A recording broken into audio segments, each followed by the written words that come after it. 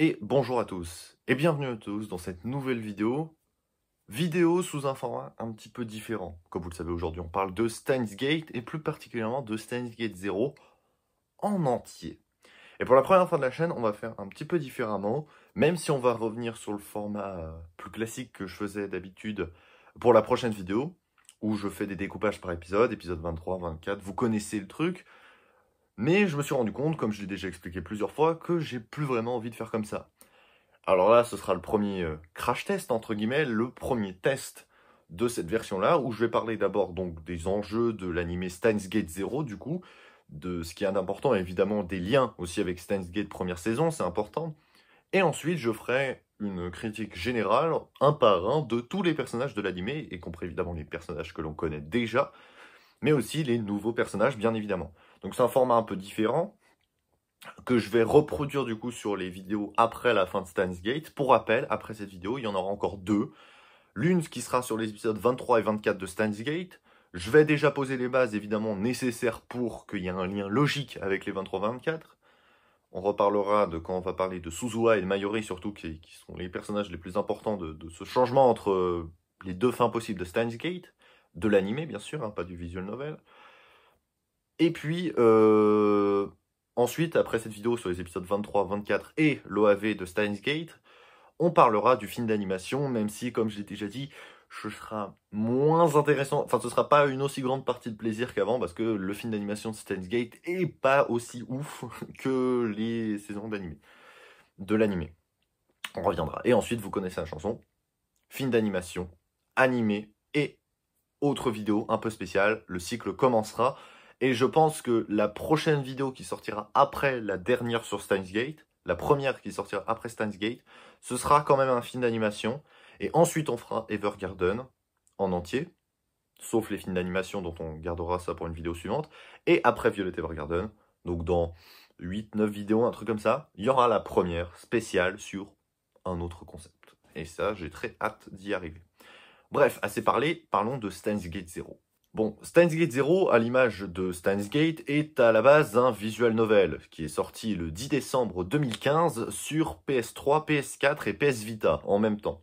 Évidemment d'abord au Japon, elle sortira seulement en novembre 2016, un an plus tard environ, chez nous en Europe.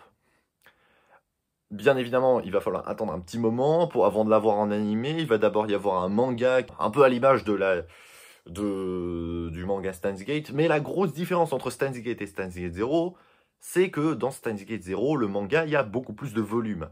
Dans le Steins Gate, il n'y a que 3 tomes. C'est pas assez, et on voit bien que l'anime patauge un petit peu dans ce qu'il veut raconter, enfin le manga, pardon, veut raconter dans Rintaro, Kurisu et tous les personnages. On n'arrive pas vraiment à s'y plonger, pas comme l'anime le fait très bien. Là, c'est un peu différent. Alors, l'animé reste assez bon, hein, je vais revenir sur l'animé, hein, parce que c'est de ça dont on va parler aujourd'hui. Mais le manga est vraiment plutôt satisfaisant à lire. C'est vraiment un bon manga. Alors, j'ai pas le manga chez moi, mais j'ai pu lire les scans. C'est un manga qui est vraiment assez bien fidèle à l'ambiance générale de Steins Gate Zero, que ce soit le visual novel ou l'animé. Finalement, les trois se répondent assez bien. Là où je trouve que dans la première saison, il y avait l'animé et le visual novel qui se répondaient bien, donc ça c'était cool, mais le manga était un petit peu décevant. Le format papier était un peu nul pour la première saison, mais pour la deuxième, les trois font la paire, et ça, c'est plutôt pas mal. Du 12 avril du coup au 27 septembre 2018, ce sera la diffusion des épisodes 1 à 23 de Steins Gate 0, avec une OAV spéciale qui sortira le 21 décembre 2018, quelques mois plus tard. L'anime comporte du coup 24 épisodes et est plutôt bien à regarder. Malgré cela, et ça je trouve que ça se voit assez bien dans les critiques que l'on peut trouver sur MyAnimeList, où pour rappel Steins Gate est à 9,07 étoiles de moyenne au moment où je m'enregistre, soit le troisième animé le mieux noté de tous les temps, derrière Fullmetal Alchemist Brotherhood à la deuxième place bien évidemment, mais le grand freerun qui a tout cassé et qui est actuellement premier, donc ça c'est pour le classement. Steins Gate 0 est un peu plus bas avec une moyenne de 8,53. Alors, ça reste une excellente moyenne, on peut dire que tous les animés qui ont plus de 8 étoiles sont des excellents animés, et j'ai pu regarder toute la liste, hein. C'est assez long d'ailleurs, enfin toute la liste jusqu'à 8 étoiles. Quand vous descendez en dessous des 8, vous pouvez trouver quand même des très bons animés, mais bon, ça devient un peu plus rare. Bon, après, c'est pas un truc qui marche à 100% mon truc. Ça veut pas dire qu'il y a forcément plus de 8 étoiles que ce sera un animé exceptionnel, hein. On va se calmer. Alors, Steins Gate Zero, moi je trouve que c'est plutôt assez bien jugé parce que c'est un animé qui est très bien, mais pas aussi bien que sa première saison. Alors attention, hein, je dis pas qu'il y a des années-lumière entre Steins Gate 8 et Steins Gate 0, hein, c'est pas du tout ce que je dis, mais simplement j'ai trouvé une petite déception dans Steins Gate 0 que je n'ai pas trouvé dans Steins Gate. Alors ça, c'est peut-être dû à deux éléments. Le premier, c'est pas de la faute de Steins Gate 0, et le second, c'est clairement de sa faute. Le premier, c'est mon attachement à Kurisu. Évidemment, quand tu fais le choix du scénario de retirer Kurisu parce qu'elle est morte, et forcément, dans la ligne bêta, comme on est dans Steins Gate 0, forcément, ça n'aurait pas de sens de voir Kurisu se déplacer avec ses petites jambes. Ça n'aurait pas de sens par rapport au scénario de Steins Gate, donc ils n'ont pas le choix. Alors, vous auriez pu me dire, ils auraient pu tuer un autre personnage, genre Feiris par exemple, on n'a rien à foutre qu'elle existe, mais évidemment, l'émotion n'aurait pas été aussi grande que si c'était Feiris qui avait disparu, que si c'était Kurisu, parce que Kurisu est un personnage beaucoup plus apprécié, bien évidemment. Oui, je n'aime pas Feiris si vous posez la question. Mais ce que je veux dire par là, c'est que évidemment, Kurisu, euh, vu qu'elle est plus là, et qu'elle est morte, et qu'elle peut pas exister dans cette ligne d'univers, c'est pas de la faute de Steins Gate 0 que Kurisu soit pas là. C'est plus, j'ai moins aimé Steins Gate 0 parce qu'il manque Kurisu. Mais c'est logique qu'elle soit pas là. Le deuxième point, qui est plutôt de la faute de Steins Gate 0, c'est son manque de rythme. Alors attention, c'est pas son manque de rythme, c'est plutôt son rythme en mauvaise courbe. Je m'explique. En fait, dans Steins Gate, on avait un rythme assez lent et qui prenait un peu de mal au début, ce qui fait pas mal surgir des critiques négatives que j'ai du mal à comprendre, mais le rythme assez lent était plutôt justifié pour rentrer dans l'animé et bien comprendre les personnages, avant de vous prendre de court et complètement vous surprendre. Et l'animé part très vite, et ça c'est super. Donc Steins Gate au début c'est plutôt lent, mais en réalité ça remonte assez vite parce qu'il y a l'épisode 12 qui justement nous fait basculer et le rythme s'accélère. Steins Gate 0, c'est une courbe qui est pas top. En fait, c'est une courbe qui part à 100 000 à l'heure et on est vraiment en termes de dans l'axe de l'excitation, on est très haut. Steins Gate 0 part très fort. Et en termes de thématiques abordées et de choses intéressantes et novatrices par rapport à Steins Gate qui sont apportées, on est sur quelque chose de très intéressant. Et la fin, elle est à la hauteur de ce début. Alors vous allez me dire, c'est nickel. La fin, elle est à la hauteur d'un début qui est innovant et intéressant. Donc c'est parfait. Sauf que le problème, c'est qu'il y a le milieu. Et le milieu de l'anime de Steins Gate 0 est plutôt chiant, on va pas se mentir. Alors il y a des épisodes qui sont plutôt bien, mais il y en a certains, on se demande à quoi ça sert. Genre des épisodes où t'as fait Feiris qui est plus occupé à tripoter ses camarades qu'à faire autre chose. Ouais, pardon hein, d'utiliser les termes, mais Feiris, qu'est-ce que tu fais là? Ça ne sert à rien. On est clairement sur un épisode presque filler, ou voire on peut carrément crier au fanservice. Alors, je ne dis pas que le fanservice est un problème. Il y aura une vidéo d'ailleurs sur le fanservice un jour. Le fanservice, c'est pas un problème dans l'absolu, mais dans un anime comme Steins Gate, c'est un peu plus problématique. Pourquoi? Parce que dans Steins Gate, il n'y en a pas. Et forcément, c'est un peu compliqué d'en justifier dans Steins Gate 0. Et là où je vais surprendre, c'est peut-être que le fanservice aurait plus sa place dans la première saison que dans la deuxième. Ce que je veux dire, c'est que dans la première partie de la première saison, donc quand l'anime est encore léger et pas sombre, avec les blagues un petit peu bizarres de Hikaru, mettre du fanservice sur certains personnages aurait été plutôt justifié. Alors je sais pas ce que je dis pas que j'en aurais voulu, s'il y en a pas, c'est mieux, mais s'il y en aurait eu, ça aurait été moins problématique de Steins Gate 0. Pourquoi? Parce que Steins Gate 0 est ultra sérieux, très sombre, vraiment pas du tout dans la même ambiance que Steins Gate, et pourtant, ils nous mettent quand même ce genre de séquences qui sont censées être des séquences d'allègement, de comédie, etc. Ça ne passe pas du tout, et ça ne va pas, en fait. Ce qui fait que vraiment, il y a une espèce de gouffre au milieu de Steins Gate 0 qui fait perdre légèrement en qualité Steins Gate 0. Ce que je veux dire, c'est que, évidemment, ce gouffre-là, donc ce gouffre scénaristique qui est au milieu de Steins Gate 0, on ne l'a pas dans Steins Gate. Et ça, c'est vraiment un point négatif que la seconde saison a et que la première n'avait pas. Donc ça, je pense que c'est le point de justification qui me fait dire que Steins Gate est meilleur que Steins Gate 0. Mais ça, c'est mon avis. Mais outre ce fait-là, on a quand même des choses intéressantes. Ne serait-ce que dans l'épisode 1, parce que comme je l'ai dit, le début il est incroyable, avec Rintaro qui est complètement brisé, complètement démoli, son expression faciale est juste terrible, hein, d'ailleurs dans les premiers épisodes, hein. Enfin même pas juste dans les premiers épisodes, mais quasiment pendant tout l'animé, il est complètement dévasté, il veut vivre une vie normale, plus à jamais entendre parler du voyage temporel, et aller dans un complexe universitaire pour prendre pour faire sa vie d'étudiant en mode normal.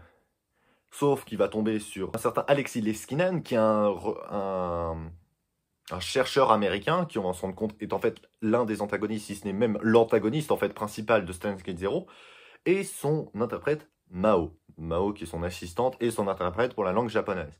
Et dans cette conférence, qui fait un peu rappeler la conférence du Dr Nakamanaichi dans le début de Steins Gate, va nous parler d'un projet, un projet Amadeus qui fait revivre avec l'intelligence artificielle des gens qui sont morts avec le pouvoir de ses souvenirs. Et vous vous doutez bien que cette personne dans le Amadeus n'est rien d'autre que Kurisu. Évidemment, sinon ce n'est pas drôle, ça n'aurait pas de sens.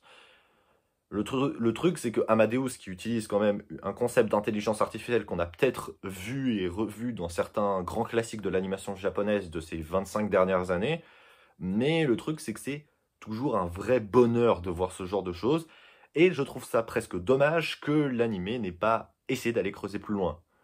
De telle manière que le projet Amadeus, c'est quasiment quelque chose de mis au second plan, alors que Amadeus, c'est le projet central qui va être la justification à la guerre entre les nations, et donc à la Troisième Guerre mondiale dans le futur. Donc ça, c'est ce qui est à éviter, c'est toujours ça, hein, dans la ligne bêta, c'est éviter la Troisième Guerre mondiale.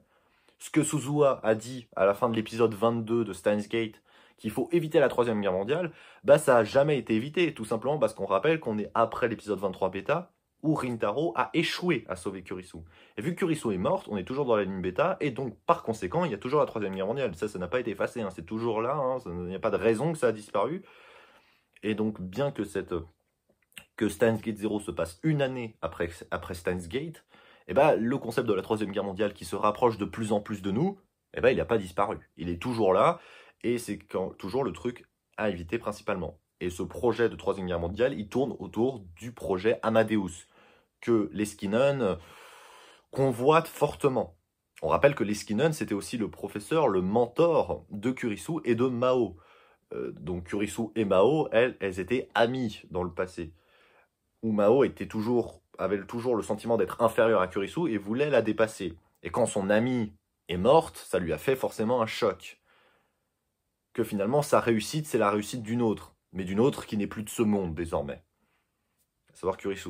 Et de voir Kurisu ressurgir dans ce monde-là à travers Amadeus, ça fait peut-être aussi un choc pour Mao. Mao est d'ailleurs l'un des personnages les plus importants en fait, de Steins Gate Zero, et on va reparler d'elle un peu plus tard. Plusieurs choses très intéressantes à dire, hein, franchement, sur cet animé, mais on a l'impression que ce projet Amadeus avec Kurisu est perdu un petit peu de vue par rapport au projet de la Troisième Guerre mondiale. Et le projet de la Troisième Guerre mondiale, donc c'est d'éviter cette Troisième Guerre mondiale, elle disparaît aussi parce que le point d'intérêt toujours de Rintaro, c'est évidemment Kurisu, toujours, son amour.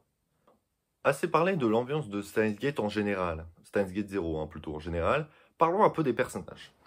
Et pour tout faire simplement, on va parler des membres du labo dans leur ordre de numéros. En commençant par les personnages que l'on connaît déjà, les numéros 001 à 008. Le 001, évidemment, c'est Rintaro. Alors, Rintaro, comme je l'ai dit, il est profondément abattu. Évidemment, il a des visions de Kurisu morte devant lui beaucoup de fois dans l'animé. Il n'arrive pas à s'en débarrasser. Il prend même des médocs hein, pour essayer d'oublier ça. Oui, on peut dire qu'il se drogue presque. Donc, Rintaro, il est vraiment au fond du trou. Hein. On n'est plus sur le Owin Kyoma un peu taré. Là, on est vraiment sur quelque chose qui le ronge le cerveau, mais qui est peut-être plus grave, en fait, que ce qu'il avait avant. Et Owin Kyoma, c'était plutôt rigolo, et c'était pas vraiment une maladie, quoi. Là, on sent vraiment qu'il est tué à l'intérieur. Et que ça va prendre énormément de temps dans l'animé avant de voir Rintaro ressurgir et d'avoir donc son Owin Kyoma qui revient et qu'il a envie d'aider ses amis, etc. et de refaire ses voyages dans le temps. Il va y avoir plusieurs éléments déclencheurs et un peu à l'image de Steins Gate, c'est un peu la souffrance des autres personnages autour de Rintaro qui va le faire basculer. Notamment, et là on reparlera quand ce sera son heure, de Rukako, de Suzuha et également de Mayori. Donc Rintaro, c'est un personnage qui n'est plus celui qu'on a connu, mais qui va ressurgir, le Owin Kyoma qu'on a connu, très tard dans l'animé. Donc non, ce n'est pas justifié de s'attaquer à lui en disant « Ouais, mais pourquoi il réagit pas? Pourquoi il est aussi flasque? C'est normal. » Après ce qu'il a vécu, moi je peux que le comprendre. Membre 002, Mayori. Alors, Mayuri, c'est clairement l'un des personnages qui me fait le plus de peine dans l'anime. Parce que on avait déjà ce sentiment d'empathie qu'elle avait avec Rintaro et qu'elle souffrait avec lui. Là, évidemment, vu que Rintaro est encore plus au fond du trou, bah Mayuri, elle l'est également. Bon, je vais mettre entre parenthèses son évolution corporelle à Mayuri parce que... Comment dire que les réalisateurs ont un petit peu déconné. Peut-être pour justifier une certaine maturité acquise et que son esprit enfantin a complètement disparu de sa pensée. Est-ce que c'était vraiment nécessaire d'afficher ce corps très exagéré? Non, ça s'appelle du fanservice, donc on n'en a pas besoin dans un anime comme Steins Gate, donc c'est injustifié. Mais voilà, Mayuri c'est un personnage qui me touche énormément et qui va avoir un point décisif à la fin de l'histoire. Vu que pour rappel, c'est Mayuri qui a provoqué le début de Steins Gate 0 en restant dans la ligne bêta, en empêchant Suzuha de frapper Rintaro dans l'épisode 23 bêta, après que Rintaro ait échoué à sauver Kurisu pour la première fois.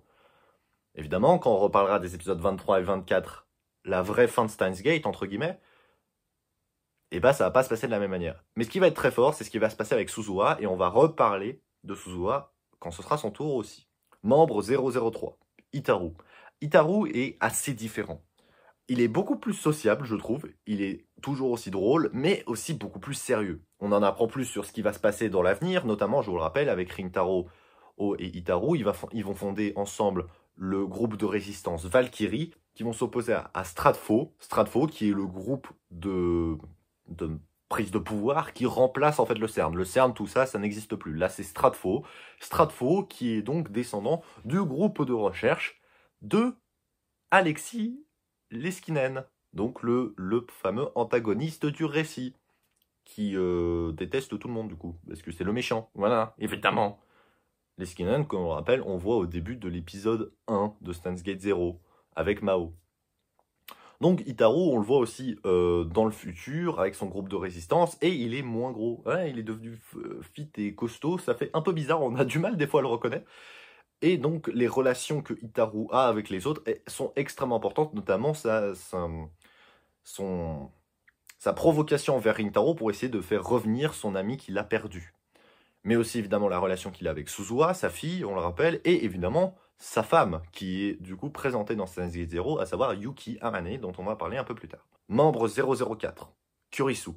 Bon, Kurisu, c'est la grosse déception de l'anime. Alors, Kurisu, bah, simplement parce qu'elle n'est pas là, en fait. Alors, Kurisu, elle est trop absente. Et certes, il y a le système Amadeus, mais comme je l'ai dit, le système Amadeus, il est carrément mis en retrait pendant un moment. Et ça va pas du tout. Moi, je suis très déçu, en fait, par Steins Gate 0, parce qu'il n'y a pas Kurisu. Alors, je sais, Kurisu, c'est peut-être un peu trop, c'est pas le personnage principal, mais c'est quand même l'un des personnages les plus importants, si c'était le personnage le plus important, aux yeux du personnage principal. Tellement important que, dans Steins Gate 0, on a presque l'impression que Mayuri, vis-à-vis de Rintaro, elle est mise en retrait par rapport à son désir de retrouver Kurisu. C'est un peu dommage.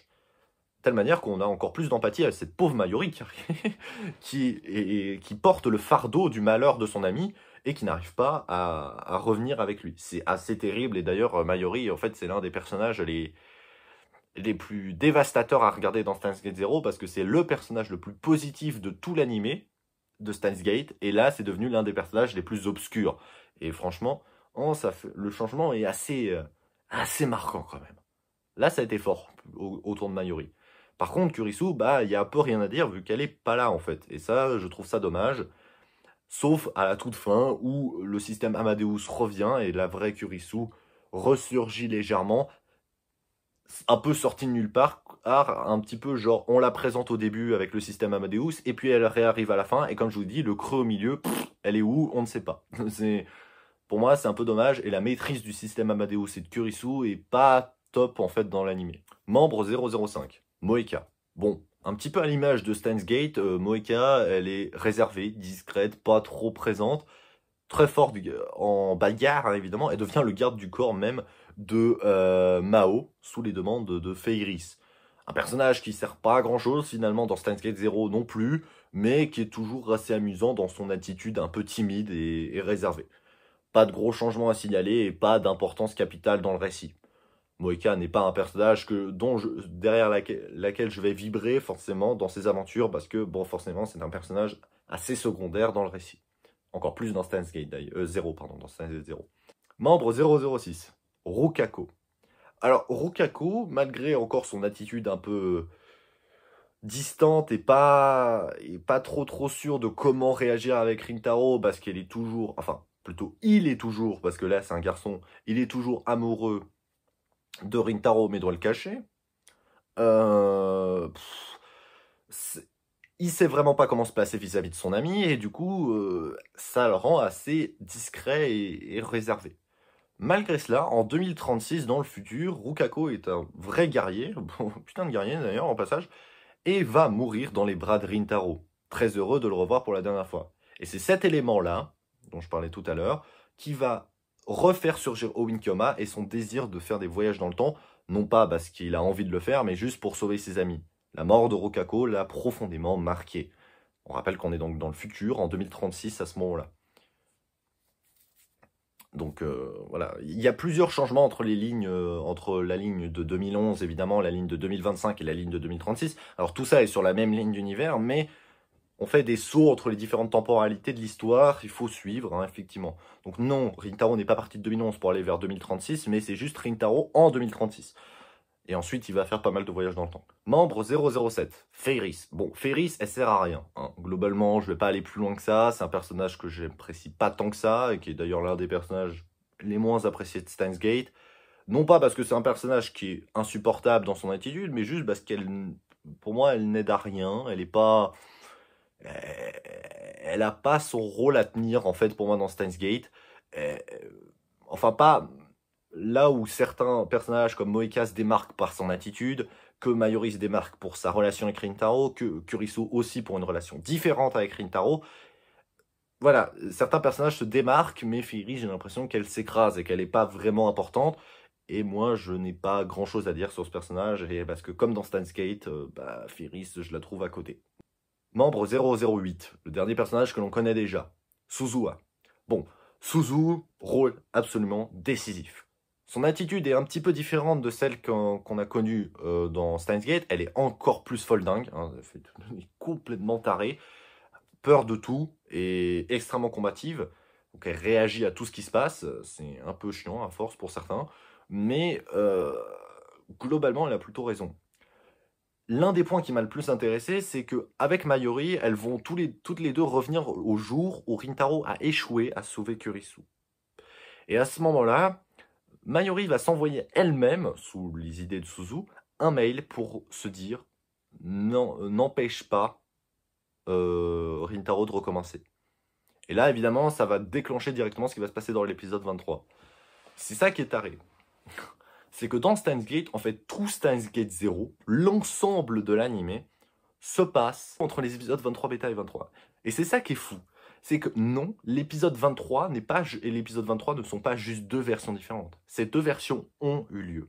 L'épisode 23 bêta a amené Steins Gate 0 et Steins Gate 0, dans son retour en arrière, a reprogrammé pour faire l'épisode 23-24. Donc 23 bêta a existé et s'est fait écraser par 23. Et ce qui amènera à la vraie fin de Steins Gate. Donc oui, la fin de Steins Gate se passe après tous les événements de Steins Gate 0. Parce que la fin de Steins Gate ne peut pas exister sans Steins Gate 0. Oui, malgré le fait que Steins Gate 0 sort 7 ans après Steins Gate, il faut remettre les choses dans l'ordre. Et c'est pour ça que j'ai pas parlé des épisodes 23, 24 et de l'OAV final de Steins Gate pour le moment. Et c'est donc ce passage de Suzu et de Mayuri qui va tout déclencher. Après ce passage, Suzu et Mayuri vont se retrouver en 18 000 avant Jésus-Christ, ouais, what the fuck, et vont être récupérés par Rintaro. C'est ce moment-là qui nous fait rappeler ces passages un petit peu oniriques où on voit Mayuri en une espèce de statue qui s'efface dans un monde de poussière. C'est en fait une vision qui rappellera ce que Rintaro fera plus tard, c'est-à-dire sauver Mayuri de 18 000 avant Jésus-Christ. Évidemment, ça fait que des boucles temporelles dans tous les sens et ça commence à devenir un petit peu compliqué de faire un arbre. Membre 009, un nouveau personnage, Mao Iajo. Alors Mao, j'ai déjà présenté, c'est l'interprète du professeur Leskinen et c'est un personnage plutôt intéressant, notamment dans son attitude vis-à-vis de Kurisu et de son passé commun, comme j'ai déjà expliqué. Le truc qui est fort, c'est que Mao va devenir clairement le personnage féminin le plus important du récit de Steins Gate 0. Mais est-ce que ça va devenir la nouvelle Kurisu vis-à-vis de Rintaro? Non, il n'y a aucune confusion entre Kurisu et Mao. Pourtant, Mao est le personnage féminin qui prend plus de place, et elle arrive même peut-être même à prendre plus de place que Mayuri elle-même. Membre 010, Kagari Shina. Bon, alors Kagari Shina, résumé en un seul mot, fanservice. Voilà. Alors, pas du fanservice dans le sens auquel vous pensez, mais plutôt du fanservice narratif. Bah, c'est-à-dire que vraiment, ce personnage ressemble physiquement à Kurisu, mais c'est du fanservice. Simplement pour faire rappeler une espèce de Kurisu Makise dans l'univers de Steins Gate Zero, mais non. Kagari Shina n'a absolument aucun lien avec Kurisu Makise. N'essayez pas de chercher quelque chose, non, il n'y a rien. Et du coup, c'est vraiment un personnage assez exécrable en fait juste pour ça, parce que c'est un personnage, alors pas de sa faute, hein, mais c'est la faute en fait des réalisateurs qui ont juste créé un personnage random pour ressembler à Kurisu, pour faire plaisir aux fans, c'est tout. Il n'y a rien d'autre à ajouter. Alors pour parler un peu de son background, Kagari Shina est la fille adoptive de Mayuri, qu'elle a adopté dans le futur. C'est un personnage qui n'apporte assez peu de choses et qui est présent finalement seulement dans les scènes un peu plus légères de Steins Gate Zero quand il y en a, c'est-à-dire très peu. Et donc elle n'apporte rien à l'animé et pour moi elle est vraiment, avec Ferris, l'un des personnages les plus inutiles de Steins Gate Zero. Membre 011, la dernière, Yuki Amane. Bon, Yuki Amane, comme je l'ai dit, c'est la future femme de Hitaru. Mais Hitaru et Yuki ne se sont pas rencontrés dans le futur, ils se sont rencontrés en 2011, dans la temporalité de Steins Gate Zero, grâce aux conventions de Komima de Mayuri. Et du coup, ils se sont rencontrés, ils ont fait connaissance, ils ont flirté, ils étaient ensemble, voilà, tout ça, tout ça. Et plus tard, des années plus tard, ils auront un enfant, à savoir Suzu. Quand exactement, je ne sais plus, mais ils auront du coup Suzu ensemble, plusieurs années plus tard. Donc ça, c'est plutôt cool. Parce que Yuki est un personnage qui va plutôt essayer de faire le pont entre elle, évidemment, et Suzu, mais aussi entre Suzu et Hitaru. Évidemment, ça fait une espèce de famille assez chelou, ça donne des scènes assez marrantes et assez profondes. Vraiment, c'est un animé, enfin, c'est un personnage qui est plus là pour faire les liens entre d'autres personnages que d'avoir sa propre indépendance. Même si son attitude et son humour me font plutôt rire. D'ailleurs, Hitaru et Yuki sont faits l'un pour l'autre, ils se ressemblent beaucoup. Donc honnêtement, c'est un personnage qui est plutôt sympathique, qui n'est pas le personnage le plus intéressant de Steins Gate Zero en termes d'émotion et d'apport à l'histoire, mais c'est toujours sympa d'avoir un personnage comme ça. Moi, c'est un personnage qui ne me dérange pas. Yuki Amane, je la trouve plutôt sympa, mais c'est sans plus, voilà. Pour continuer dans les autres personnages qu'on connaît déjà, on va parler de juste Nae et de Monsieur Brown. Nae et Monsieur Brown habitent toujours à proximité, évidemment. Sont toujours ensemble, bien sûr. Monsieur Brown habite toujours avec sa fille, mais tous ces liens avec le CERN n'existent plus, vu que le CERN n'a jamais existé dans cette ligne d'univers. Enfin, le CERN ne deviendra pas cette organisation terrible dans cette ligne d'univers. Donc Monsieur Brown est quelqu'un de tout à fait normal, même si Rintaro a toujours des gros soupçons vis-à-vis de lui, mais c'est injustifié. Nae est toujours une petite fille innocente, gentille, qui n'apporte encore pas grand-chose à l'histoire. Finalement, on retrouve les Monsieur Brown et Nae comme on les a connus au début de l'anime de Steins Gate, donc finalement rien de spécial à dire. Deux autres personnages sont peut-être à signaler, à savoir Katsumi Nakase et Kaede Kuroshima. Ces deux filles-là, dont la première c'est en fait aka Fubuki, Fubuki qui est l'amie cosplayeuse de Mayuri. En fait, les deux sont des amies cosplayeuses de Mayuri, ils ne servent pas à grand-chose à l'intrigue. Surtout la dernière Kaede, donc la première, à savoir Katsuni, qui est donc Fubuki, va avoir un petit rôle vu qu'elle va avoir un lien de confusion de Reading Steiner avec Rintaro, ce qui va l'amener, malgré elle, face à Leskinen, qui va lui laver le cerveau. Ouais, c'est pas très gentil, mais la pauvre Fubuki, qui a un peu pas beaucoup de lien avec ce qui va se passer dans l'avenir, Amine Mayuri va se faire un petit peu retourné par les Skinnen et c'est vraiment très, très dommage parce que c'est un personnage qui est plutôt attachant, plutôt gentil, assez démonstratif de ses émotions, qui essaie de rattraper un petit peu Mayuri. D'ailleurs, c'est peut-être la seule onde positive autour de Mayuri, vu que Rintaro est au bout du gouffre, on le rappelle. Fubuki arrive à amener un petit peu Mayuri hors de l'eau, et ça, c'est plutôt une bonne chose, et c'est juste pour ça que j'aime beaucoup ce personnage, qui s'appelle en réalité Katsuni. Mais quand évidemment Katsuni se fait retourner à cause de ce qui se passe avec Rintaro dans le Reading Steiner, eh ben, on la perd complètement et Mayuri est encore plus enfoncé. Comme si l'ambiance de Steins Gate Zero était pas assez triste comme ça, ou bah voilà. Autant en rajouter une couche. Et voilà, j'ai fait le tour de tous les personnages. J'espère que ce format de vidéo vous plaît. Enfin voilà, j'essaie de faire des choses un peu différentes. C'était peut-être un petit peu long. Mais voilà, j'ai dit tout ce que j'avais à dire sur un animé qui est moins bon que la première saison, mais toujours aussi bien. Je n'ai pas parlé évidemment de tous les détails de ce qui se passe dans Steins Gate Zero. Je vous invite à aller voir si vous ne l'avez pas vu. C'est un animé qui est vraiment très bien, malgré le fait qu'il ne soit pas aussi bien que la première saison. Et du coup, on se retrouvera la prochaine fois sur Steins Gate pour les épisodes 23, 24 et l'OAV, en revenant peut-être sur quelques éléments plus précis de Steins Gate 0 pour justifier la fin, et donc expliquer et mettre un point final à l'univers Steins Gate avant de parler du film d'animation un peu plus spécial, comme je l'ai dit, un peu à part. Et puis, la semaine prochaine, on se retrouve pour un nouveau film d'animation avec un film d'un nouveau réalisateur, tout récent, un film de... Bon, tout récent, il a quand même 5 ans déjà, mais un nouveau réalisateur dont on n'a pas encore parlé, mais un film quand même très connu et extrêmement touchant. Je vous préviens, c'est pas un film un peu à l'image de celui qu'on a parlé la semaine dernière, où on va pas trop rigoler non plus. Voilà, en même temps les Japonais ils aiment bien les trucs tristes. Et bon, on se retrouve du coup ça la semaine prochaine, et sur ce je vous dis à plus tout le monde.